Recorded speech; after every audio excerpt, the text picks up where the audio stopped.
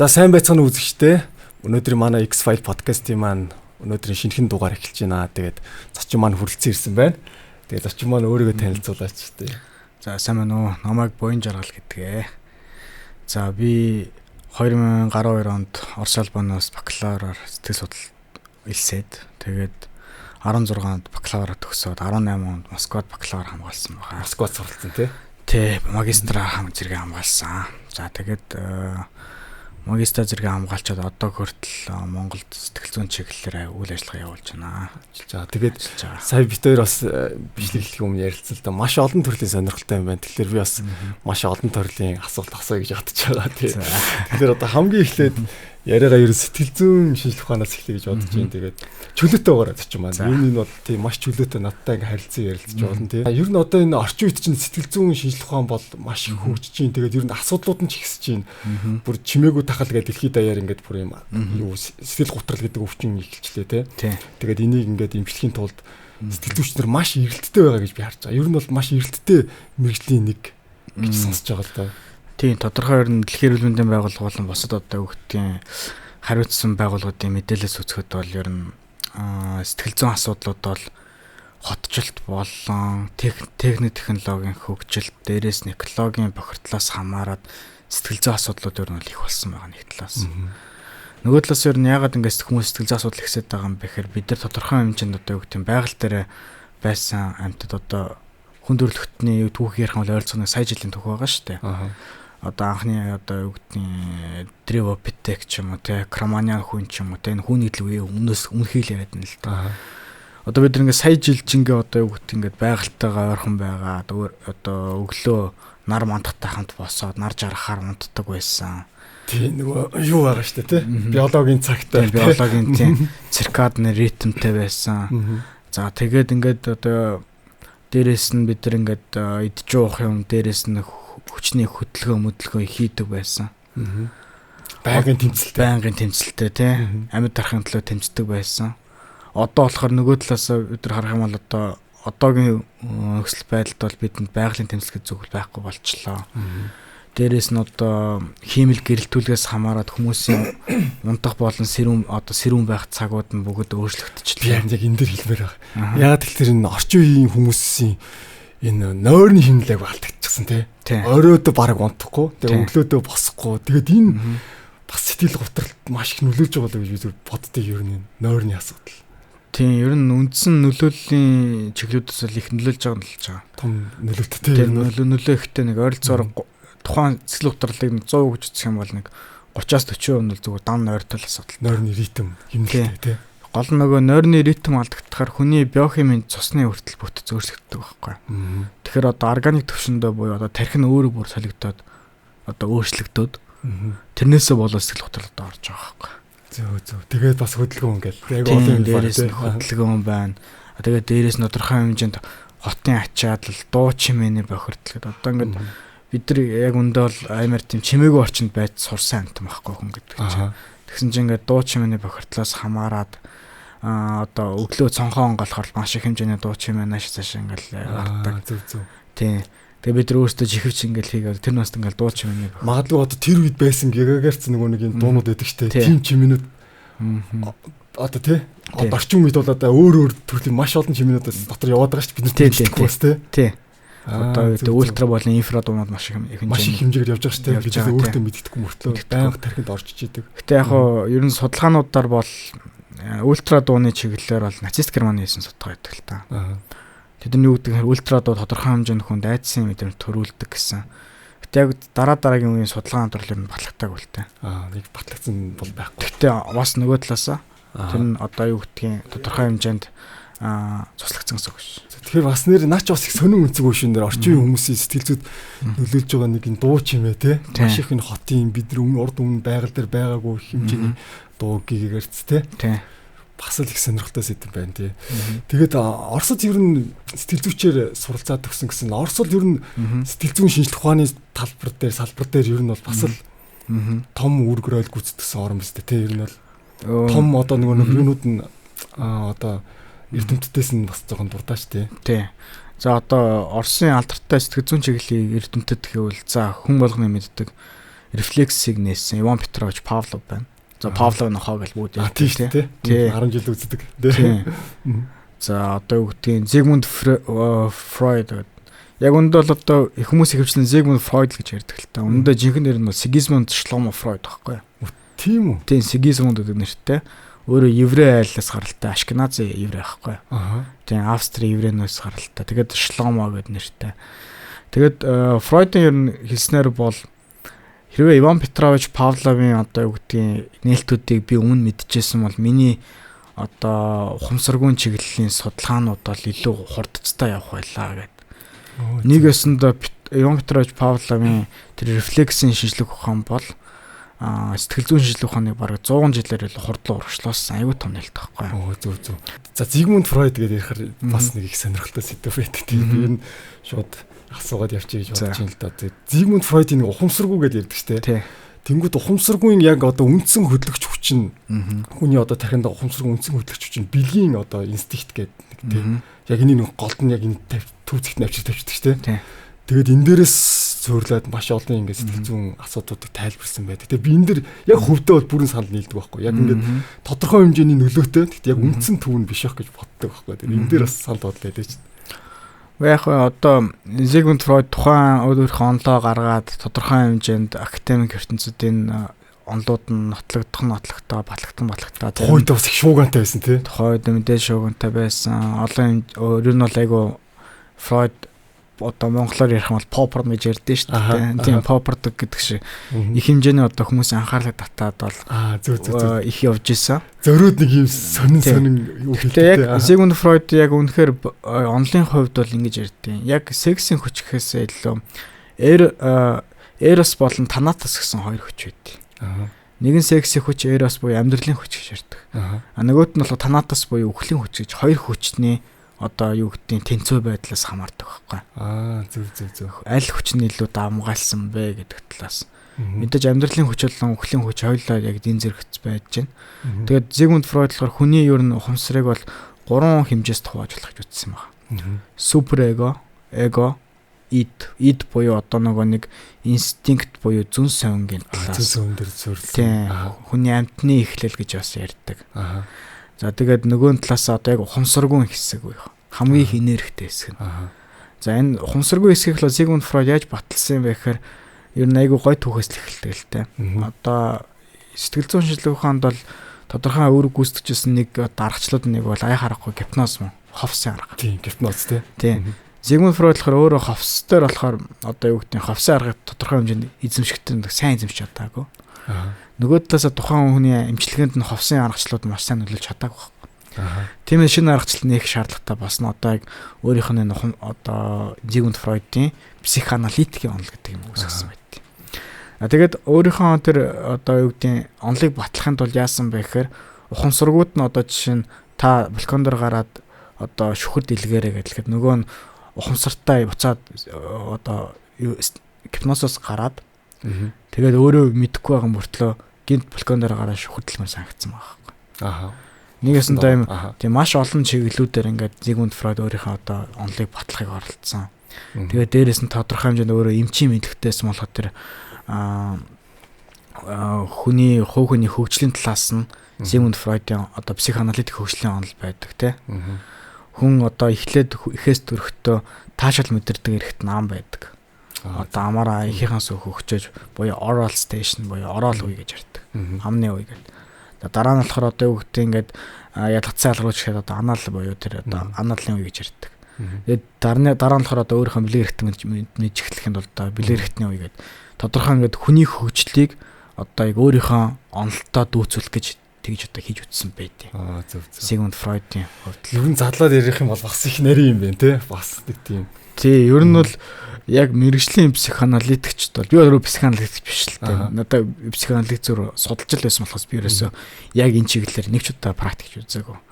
Мэрэгжлийн психоаналитикчдыг бол баг энэ чиг 10 жил бараг бэлддэг сурагтай байдаг. Зөв. Тэгээд дээрээс нь тэр маш их хэмжээний өөрсдөө психоаналитикийн чиглэлээ одоо зөвлөгөө авах хэрэгтэй байдаг. Эхлээд өөрөө зөвлөгөө өгч дараа нь тэгж хүмүүс зөвлөгөө өгч янзалдаг байна. Зөв. Тэгэхээр би бас ингэж боддог байхгүй. Хүний ер нь ухамсаргүй тэр инстинкт ч гэдэг юм уу те. ингээл тэр сэтгэл зүйн гүнд байгаа зүйл маань ер нь маш олон мянган жилийн настай юм байна гэж би ойлгосон. Тэр одоо хитэн тий анх одоо амтэн үүснээс эхлээл тийм хуримтлагдсан нэг туршлага тийм дотор бас нуугдаад байгаа хөөхгүй тий. Тэгээ тэр нь ер нь хүний амьдралд бас хүний шийдвэрт ингээд цаагаараа ингээд их нөлөөлж идэм байх гэж боддог бас л да. Тэгээд нэгэн бясалгал аналитик ярьсных тэр нэг юуг ярмаар асуумаар санагдаж байна. Одоо нэг хамтын ухамсаргүй гэдэг нэг ярьдаг тий. Хамтын ухамсаргүйн талаар ингээд хүмүүст тодорхой хэмжээний ойлголт өгч. Ягаад гэвэл хүмүүс одоо эгоч гэдэг юм уу ингээд Зигмунд Фройдын тухай ер нь харьцангуй ойлголттой байт юм лээ. Тэнгүүд хамтын ухамсаргүй гэдэг тэнгүүд хүмүүс төдийлөнсөө ойлголтгүй байт юм л. Яг хамтын ухамсаргүй гэж яг юу хэлээд байгаа ингээд тий. Тэнгүүд яг энэ дээр би одоо хүмүүст зориулаад хэлэхэд товчхон хэлэхэд хамтын ухамсаргүй гэдэг бол бидний энэ тархины энэ одоо ухамс сэтгэл зүйн тий майндууд бүгд хоорондоо маш нарийн бас уялдаа холбоотой юм билээ. Уялдаа холбоотой ажилдаг. Тэгээд энийг ингээд нийлүүлээд нэг юм хамтын ухамсаргүйгээ бас нэг нарийн судалгаа байдаг тий. Тэгээд энэ талаар нэг товчхон тайлбар өгөөч тий. За хамтын ухамсаргүйг болохоор нээсэн болохоор Карл Густав Юнг гэдэг Зигмунд Фройдын нэг том шавь. За Зигмунд Фройд л юу гэдэг өөрийнхөө явцтай бол их олон шавьтай байсан тий. Өөрийнхөө одоо тодорхой хэмжээний охин гэсэн шавь байсан. Гэхдээ тэдрээс одоо юу гэдэг хамгийн хүчтэй шавуудын нэг бол яхаарахгүй Карл Густав Юнг байсан тий. Карл Густав Юнг болохоор өөрөө нэг талаар тодорхой нөгөө герман гаралтай. За би Мартаг бол Швейцарт амьдарч байсан санагдаад байна.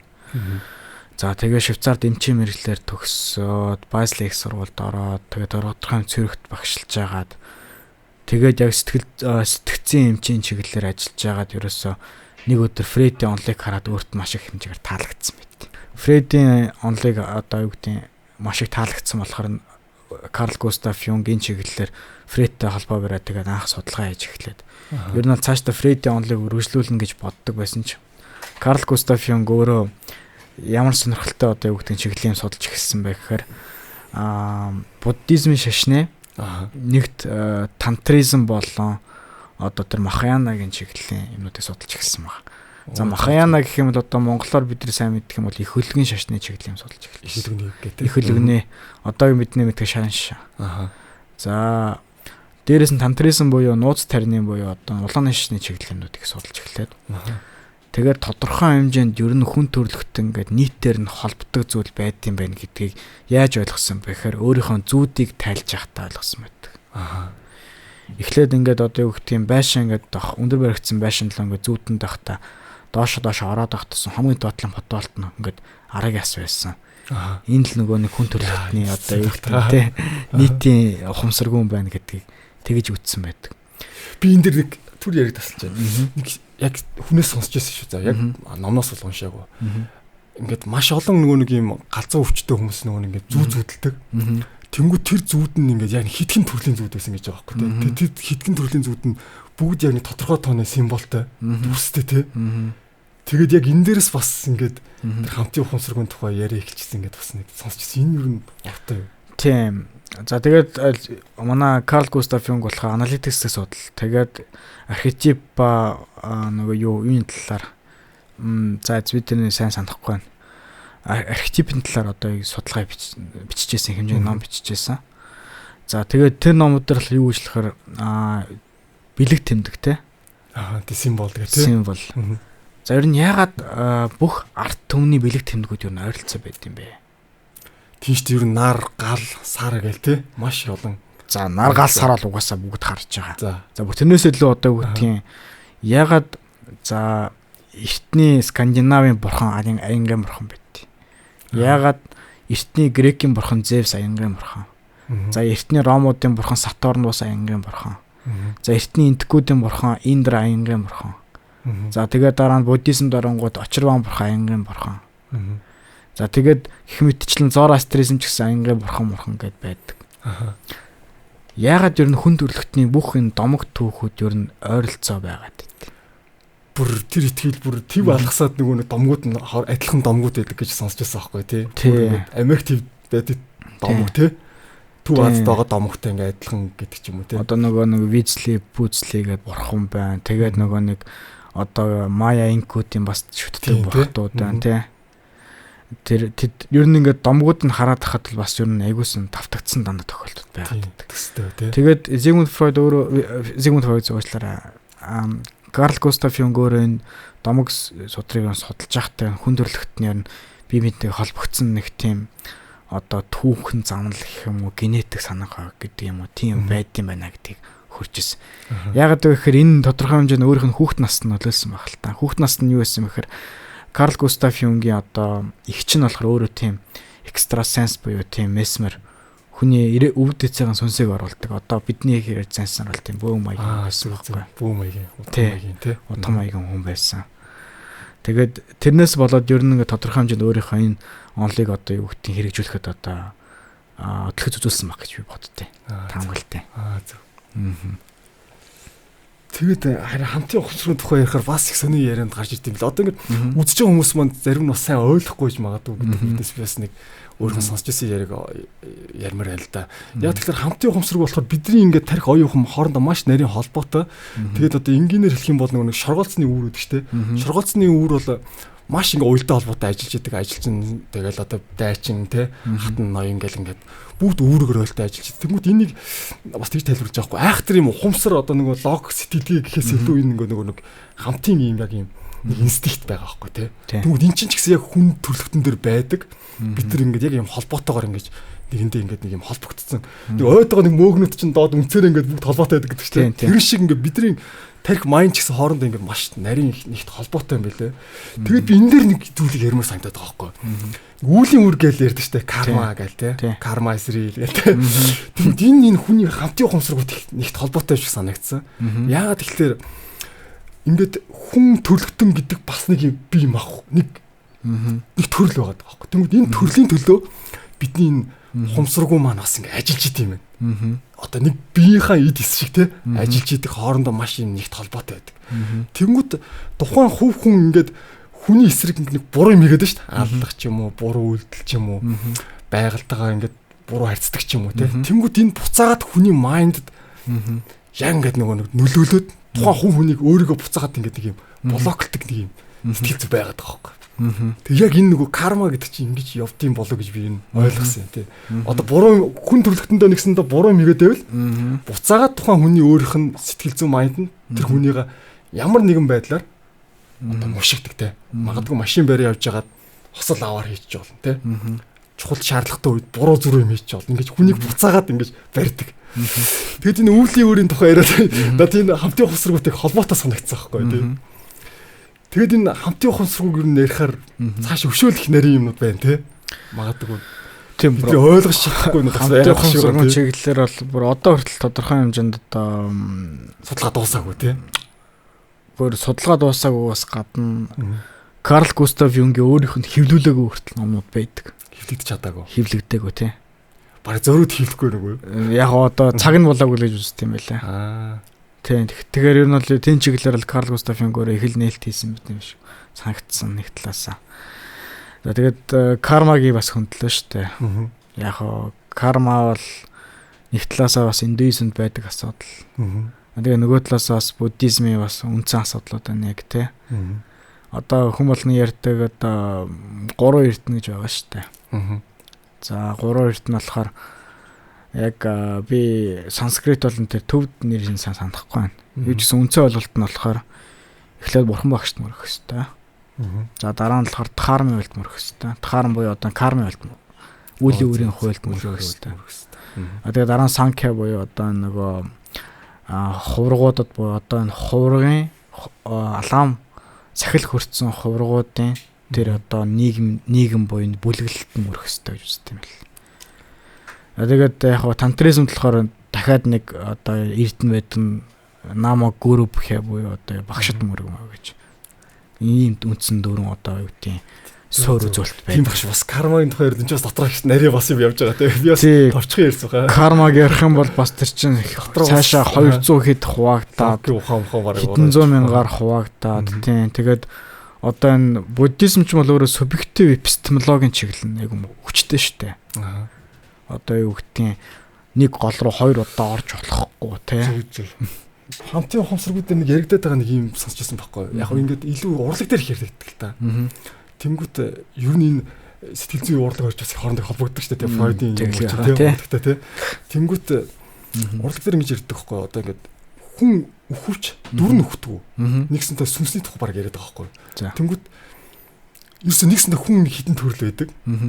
Одоо би өглөө ихэд миний ингээд төрлийн дүр энэ байж л байдаг. Яагаад гэхээр энэ өөр нэг төрлийн бас нэг юм юу гэдэг байгаа байхгүй. Одоо экосистем шиг гэдэг байгаа хүн чинь. Нөгөө сайн муу хүн байдаг те. Одоо баатар байх хэвээр, дайсан байх хэвээр. Нэг сайхан бүсгүй байх хэвээр те. Ингээд жүжигний дүр өгдөг шүү дээ. Яг тэр шиг. Муу талын дайсан. Яг тэр шиг бид нар чинь өөрсдөө нэг юм дүрүүдтэй гэж байгаа байхгүй. Тэгээд яг тэр дүрүүд маань өөрөө ингээд амьдралыг хөдөлгөх чухал хүч болж идэг гэдэг.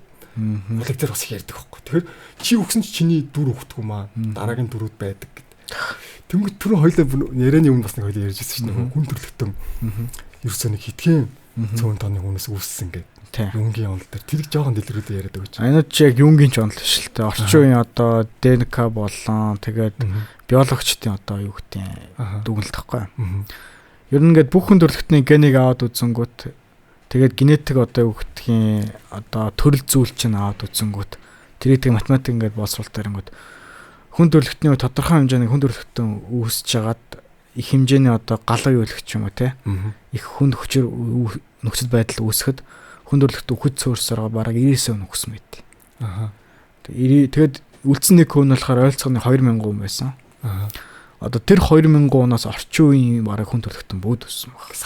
Салбарсан те. Тэндээс үүссэн те. Тэгэхээр бас тодорхой хэмжээний сосорт асуудлын дээр яриад байгаа байхгүй. Тий. Угаасаа яг одоо үгтийн ер нь хүн төрлөختөнд түүхэнд бол энэ имбридинг буюу сорт асуудал нь их эмзэг байсан шүү дээ. Тэгээд одоо 2000 одоо хүн одоо төрөл зүйл хүнээс одоо бид бүгд үүссэн гэдээ ярихаар чинь ерөнхийдөө бол одоо бүгд л хамаатан садан гэсэн үг тийм бүгд ямар тэгээд нөгөө талаас одоо юу гэдэг маш сонирхолтой зүйл нь юу вэ гэхээр бүгд ингээд ойролцоогоор хамаатан садан ч бид нар бүгдийн нэг 99.9% ген бүгд л адилхан гэсэн. Тийм тийм маш бага юм дээр авах. Тийм 0.1 л болохоор тодорхой хэмжээнд бидний ялгаж өгдөг тийм.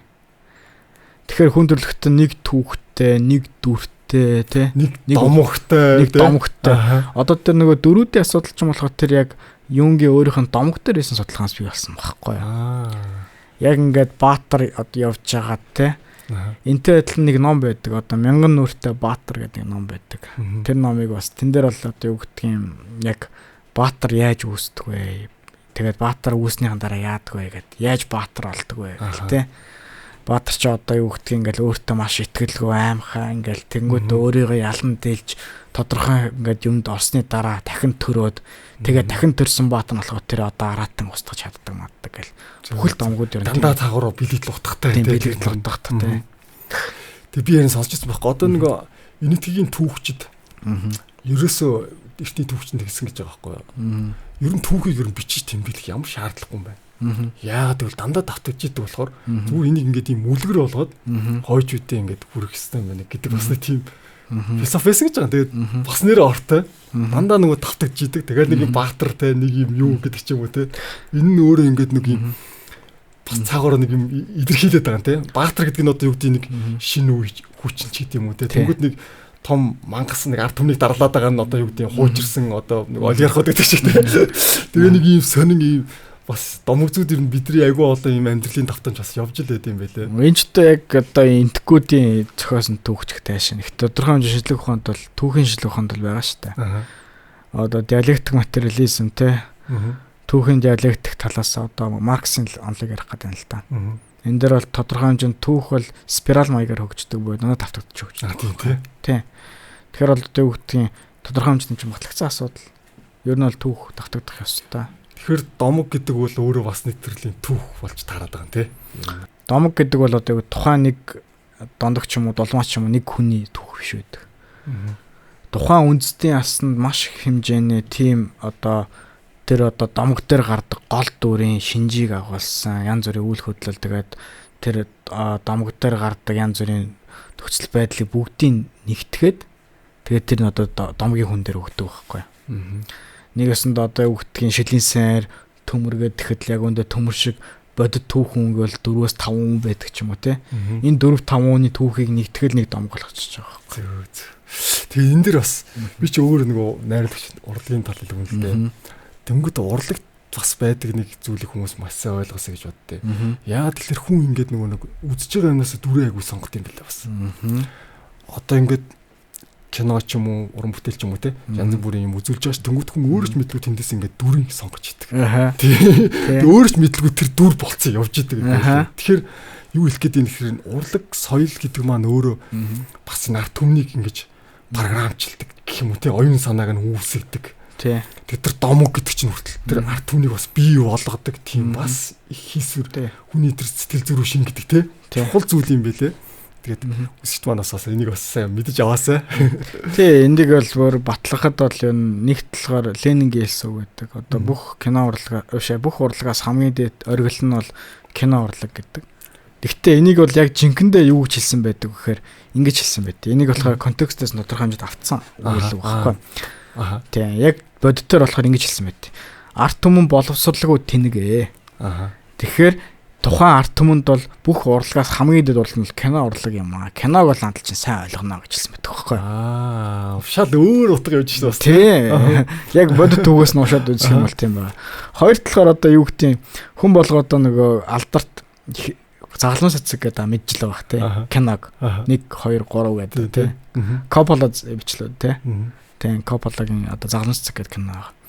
Тэгээд холбооны мөрд төвчөө одоо Америкийн FBI-ийн нэг хийсэн судалгаа хийсэн байл л та. Тэн дээр яасан бэ гэхээр Италийн одоо мафиуд загалмай цэцэг кино гарахаас өмнө пижакс ч юм уусдгөө.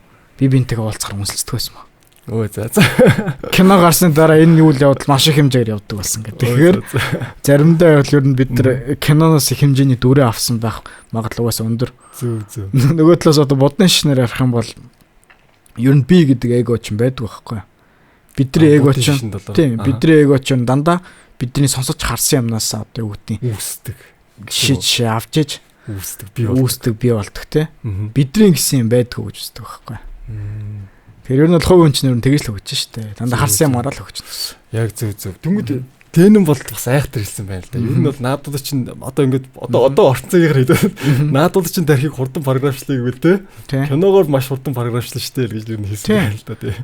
Тэгээ одоо тэрний хамгийн том нотлохоо гэх юм бол одоо Орос зөвл бод улс 17 оноос хойш нь бол эдийн засгийн маш том уналттай байж байгаа. Дандаа одоо эдийн засгийн өсөх талаар те ажилчин ангийг яаж хөгжүүлэх, яаж цоцсохгүй ажилдаг байх, яаж амжилтанд хүрж байгаа кинонууд маш их хийсний нөлөөнд өөрчлөгдсөн үү? Маш том өөрчлөгдсөн. Яг зөв. Тэгээд сүүрцэн байсан эдийн засгтээ орон 10 хэдэн жилийн дотор хөгжөөд бүр одоо хэдэн зуун жилийн үйлдвэржилтийн түүхтэй байсан нацист Германыг байлдаад ялсан гэдэг чинь.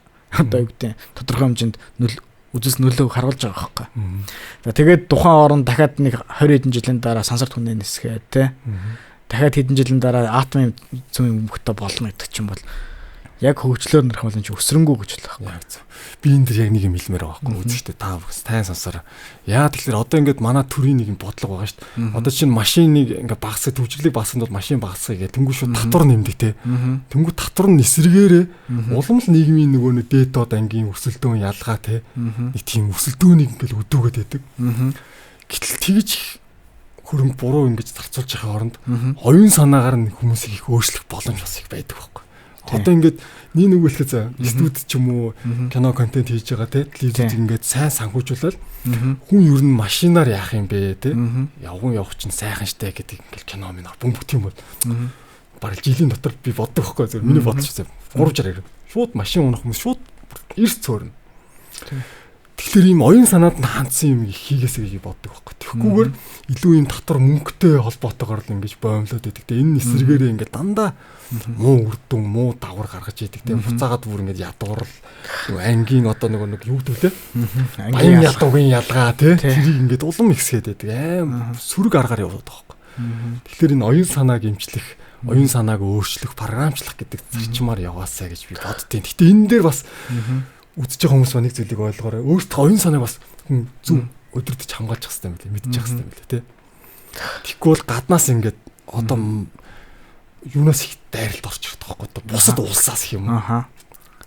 Мэдээллийн дайны мэдээллийн дай ингэж тэгээ бусад улсаас ингэж орж тухайн улсын ард түмнэр нь ингэж оюун санааг нь өөрчилж тэндээс нь ашиг хонжоо олдог нэг юм айхтар бодлого явж идэг тийм энийг бас үзэж байгаа хүмүүс манай ойлгоосоо. Яг хөө тэгэл сүүлийн үе хийсэн гэр кинод хараад тахал нэг бол ингээл Монгол зовлонтой байгаа чи ингээд тодорхой хэмжээний ингээд найдвар байгаа гэдэг кинод байна. Нөгөө талаас дандаа ингээл тодорхой хэмжээнд хошин шагуулах гараад байгаа. Тэгээд драмууд бас тэгэл яг гарч л байна тий. За одоо ярив нилээ улс төрлөө авах гэж тий. Одоо буцаад буугаад зочныхоо яриаар илүү төлхөө орё. Сэтгэл зүйч хүн тэгэхээр маш олон одоо янз бүрийн асуудалтай бас хүмүүстэй л уулзж байгаа ах. Тэгээд уулзж байгаа тий. Эндээс бас нэг тийм сонирхолтой юм тохиолдол ч юм уу, сургамж болох ч юм уу үзэж байгаа хүмүүст маань бас. Гэхдээ яг тухайн хүний одоо мэдээллийг бол хэлэх ямарч боломжгүй л тий. Тий. Гэхдээ яг ер нь нэг анзаарсан юмнууд гэдэг бол нэг л юм ихсэн анзаарсан. Ер нь бол хүн бол өөрийнхөө зовлонгийнхаа их үсэг байдаг юм шиг санагдсан. Хүн өөрөө тий. Ямар ч асуудал болохгүй байгаа юмыг өөртөө асуудал болгоод дараа нь тэр асуудлаас болоо өөрөө зовоод идэх ч юм. Одоо баг өөртөө асуудал бэлдэж ороод тэрэн дээр тэнгүүд тэгээд гацах гээд байдаг. Нөгөө хүнд нь одоо үгдгийн энэ асуудлын их үүсвэр нь та өөрөө штэ гэж хэлхийг яг хөө зарим сэтгэл зүйн нөөц болцоо сэтгэл зүйн хаттай тийм өндөр хэмжээний ресурстай хүн бол өөрөө ойлгочтой. Би энэний асуудал байсан биш. За би өөрийгөө зэсгээд ийм тэгээд маш сонирхолтой. Тэгээ хүн ойлгочингууд нөгөө асуудал нь бараг шийдэгдэх шахуу болчихдээ. Асуудал шилждэг тий. Тэгээд зарим хүнд болохоор одоо сэтгэл зүйн одоо хат энерги муутай тий эсвэл одоо нөөц болцоо баг их ядарсан ч юм уу тий стресстэй байгаа нөхцөлд бол тухайн хүн тэрийг ойлгох гэж одоо маш их уддаг баг. Асуудал олох гэж. Тий ерөнхийдөө бол ер нь бид нар одоо үгтийн өөрөөсөө бусдын бүхэн нөлөөлж чадахгүй шүү дээ. Би одоо татах хүчин нөлөөлж чадахгүй тий. Би бусдын сэтгцэн нөлөөлж чадахгүй, бусдын сэтгэл зүйн байдал нөлөөлж чадахгүй. Би өөрийнхөө л амар тавилан байдал нөлөөлж чадна шүү дээ. Тэгэхээр өөрийнхөө амар тавилан байдал бол одоо өөрөөс нь шалтгаална да. Зөв. Тэнгүүт бас түрүү нэг сонсч ирсэн л да. Ер нь энэ тусгай албаны сэтгэл зүй дээр бас тэр чиглэлээр судалдаг гэж сонирхолтой судалж л байсан тийм. Энэ чиглэлээр явахаар бас сэтгэл зүйн шинжилгээ хүнд бас арай нэг өөр төрөл жанр байх уу ер нь. Тусгай албадтай. Яг нь энэ талаар би яг нарийн мэдэхгүй. Тийм тусгай албад гэдэг ярангууд одоо юу л яригдаж байгаа юм л да.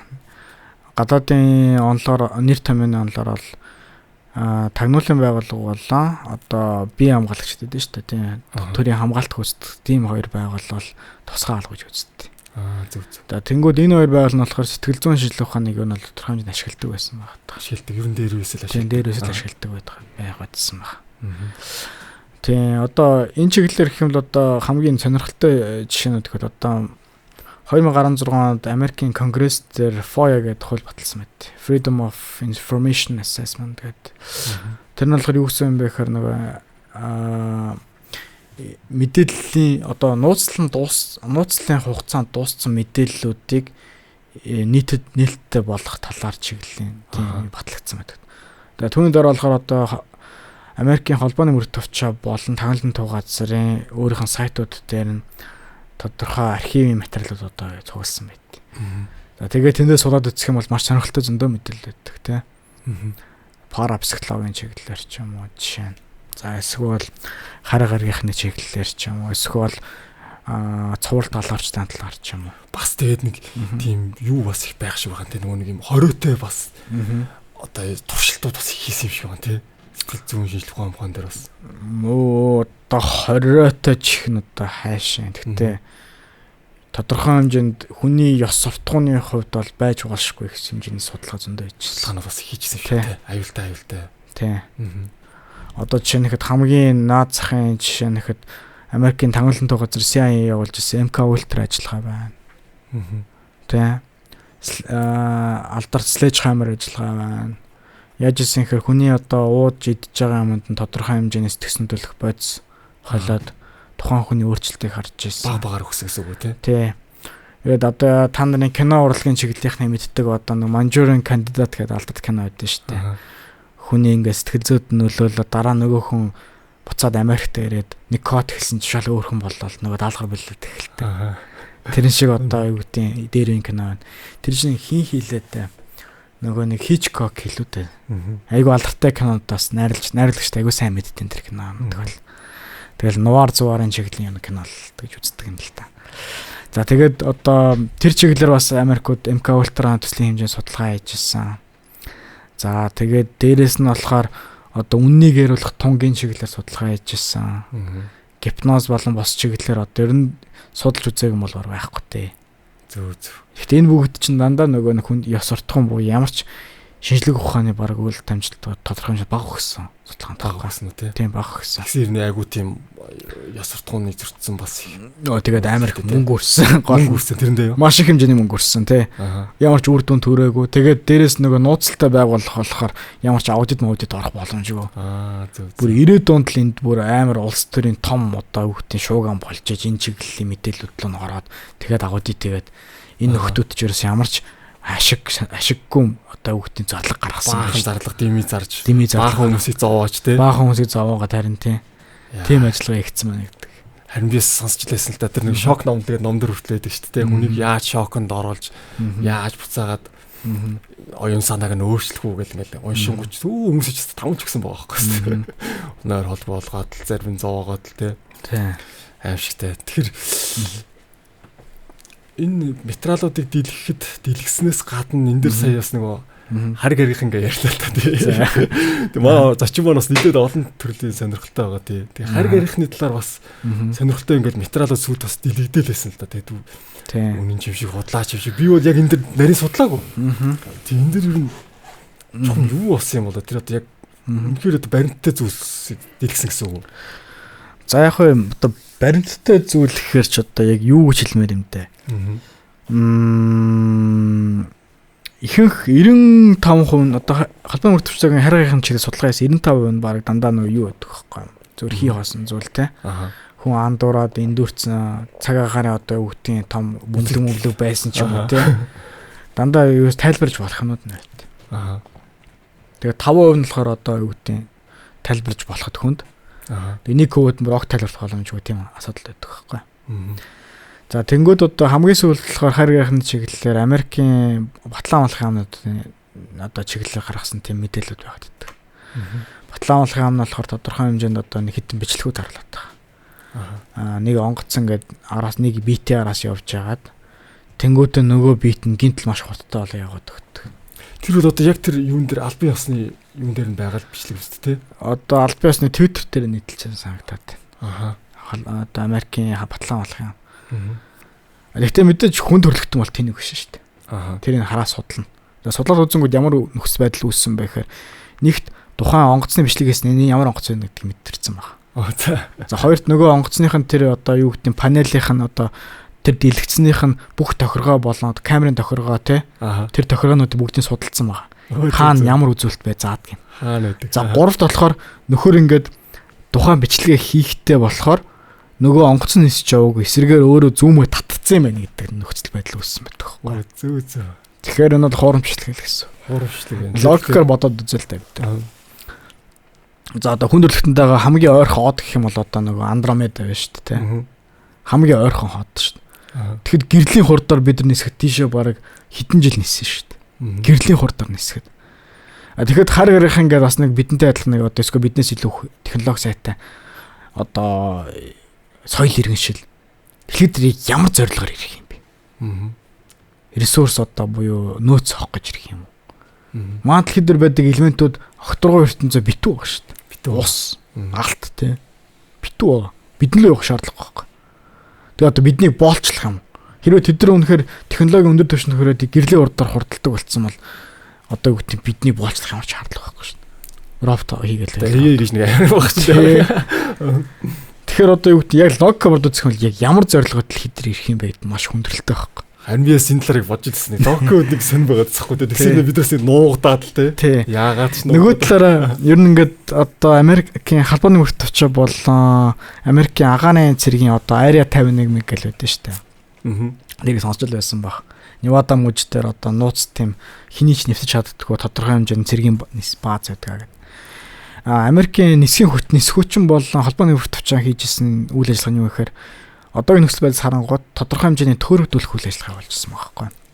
Оросын тагнуулыг төөрөгдүүлэх чиглэлээр хий хоосон одоо ийм судалгааны чиглэл байдаг. Энд Оросууд мөнгө үрээсэ гэсний үүдэн дээр тагнуулын ажиллагаа явуулж ирсэн байдаг байхгүй. Уус сонирхолттой. Төөрөгдүүлэхээр. Тэгээд хий хоосонгоор одоо юу гэдэг ингээд юу хийгээд эсрэг тав хийгээд тэнгууд тэр мэдээлэл маш нот шонгот Оросын тагнуулынханд өнгөт нөгөөдөл нь барьж аваад за ийм нэг таатай юм байд харих юм байд бидний чиглэлийг судалж эхлэгээд өөрийнхөө хэмжээний мөнгөө тэндээ зарна гэсэн. Зөв. Тэгээд дээрэс нь өөрийнхөө одоо яг хийж байгаа SR51 гэдэг одоо Black Hawk гэдэг нэртэй том тагнуулын одоо дэлхийн одоо хамгийн хурдан онгоц титан гадаргуутай нэг онгоц харанхтай. Blackbird, Black Hawk, Blackbird шүү. За тэгээд тэр одоо онгоцыг болохоор яг арай 51-т хийжсэн байхгүй. Арай 51-ийнх нь одоо Америкийн бүх шинжлэх ухааны мундаг одоо хүчтэй онгоцуудыг тэнд хийдэг байсан. Тэнгүүд тэрнийхээ судалгааг одоо юу гэдэг нь төөрөгдүүлэх нь бол бидэнд хиймэл дагаал биш одоо нисэд дагмыг судалж байгаа гэдэг талаасаа төөрөгдүүлж байгаа байхгүй. Зөв. Нэг бараг дөнгөх үйл ажиллагаа бас явуулчихсан байж дээ тэр чинь дөрөв. Тий, ер нь бол тэгэл том гүрнүүд чинь дандаа л бивэнийг төөрөгдүүлэх ажиллагаа маш их хэмжээр явуулдаг шүү дээ. Тэрний нөлөөнд бас энэ хайр гарихны бас юу яриа хийсэн байх магадaltaй юм байна тий. Тэгээ яг үндэ хайр гариханд олзлогдсон хүмүүсийн бүгдийг яг судлаад үзэнгүүт мэдээж эн чинь хүн төрлөختөнд тэнэг биш те. Бүх эрдэнтэн мэрэгчлэнгүүд чинь цагаа өрөө судалж байгаа шүү дээ. Судлаад үзэнгүүт нь ер нь дийлэнх нь дандаа хийм гарсан. Эсвэл гэрт нөгөө нэг угаарын хийн хордлоготой түүнээсээ болоо хийм хардаг тийм нөхцөл байдалтай л байгаа. Хамгийн сонирхолтой нь хайр гарихын хизээ эхэлж их харж эхэлсэн байхээр хайр гарихын гэдэг домог гарч ирсэнээс хүмүүс хайр гарихыг их харж эхэлсэн байдаг байхгүй. Урд нь болохоор сахиусан тэнгэр бурхан хардаг байсан бол тэгээ одоо л хайр гарих болоод өөрчлөгдөд. Тий. Тэр бас нэг учиртай л байна тий. Учиртай л. Тэгэхээр бас нэг сонирхолтой юм асуух гал ярина. Сэтгэл зүйн шинжилгээ ухаанд одоо энэ хийм харах мархахын тухай ер нь бас хэр судалт юм бол ер нь одоо нөгөө сэтгцийн өвчин болоо явчих уу тийм. Тий. Энэ болохоор яг нөгөө хийх харах зүйлүүд болохоор чи яг юунд л сэтгцийн өвчнгөөс гадна тарих судлалын чиглэл яг сэтгэл зүйч тодорхой хэмжээнд хамаатай л асуудлууд нэг л тээ.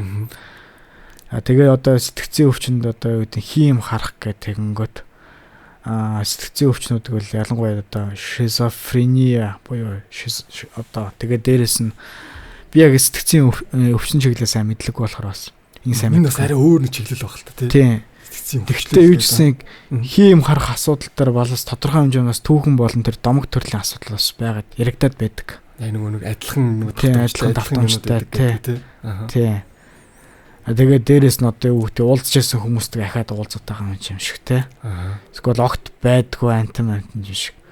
Гэтэ ерөнхийдөө бол ер нь ихэнх харж байгаа дөрүүд нь хүний одоо ойсон унжаас буюу урд нь харж байсан юм байгаад байдаг байхгүй. Тийм ээ те. Хүний тарих кодлоод авсан юм байгаад байдаг. Кодлоод авсан юм байгаад байдаг те. Зөө. Тэгэд одоо энэ нэгэнд одоо сэтгцэн өгч ярьсан. Чага эвгүй асуултад асууад.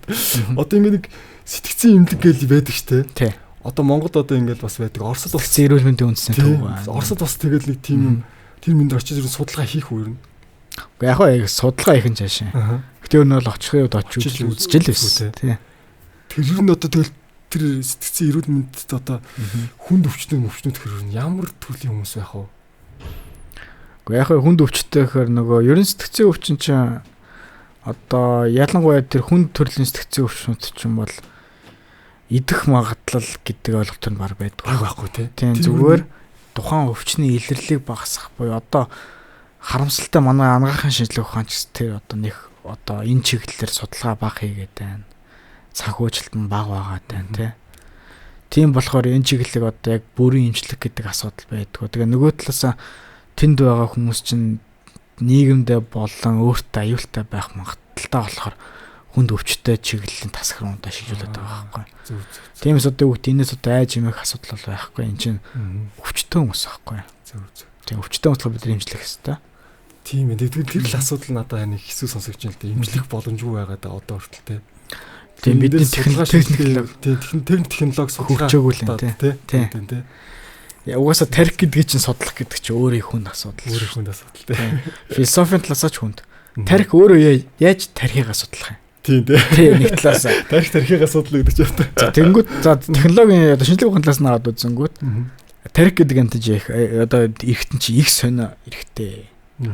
За одоо бид ингээ боддоо штэ. За тарихны одоо энэ хэсэг нь одоо ийм юм хариуцдаг, тэр хэсэг нь тийм хариуцдаг гэдэг. Одоо тэр нь болохоор бас онл байдаг байхгүй. Тарихны одоо тэр хэсэг нь зөвхөн энэ хэсэг нь санах хариуцсан, энэ хэсэг нь юу хариуцсан.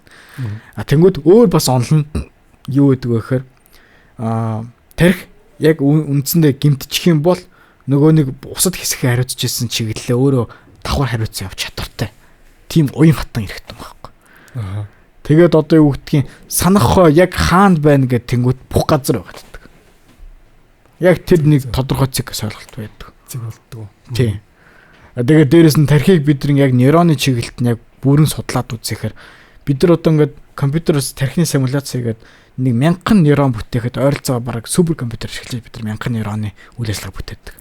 Тэрнтэйгээд одоо үсрээл нэг өвтмөт ч юм уу эсвэл нэг дум мунгийн асуудлын тархийг бид нар бүтээж чадаад байгаа байхгүй. Зөв. Одоо энгийн амьд. Энгийн одоо амьтны. Тэгэхэд хумсарт хүний тархийг бол одоо юу гэдэг бүтээн өгдөг бол яг сайн харах юм бол бодог энэ октогоо ертөнцөө байдаг одноос илүү мөндөд бидний одоо тархины одоо тэр мэдрэлийн сүтжил их штэ. Хамаагүй тоо ихтэй. Тэгэхээр энэ одоохондоо тархийг бол судлах нь болоогүй. Ер нь судал дуусахгүй л ах гэж байна. Тийм тий. Асар их орон зай байна гэсэн үг. Тий, асар их орон зай. За баярлалаа. Тэгээд өнөөдрийн маань яриа сонирхолтой болсон байх гэж бодож байна үзэгч зуун таалагдсан байх.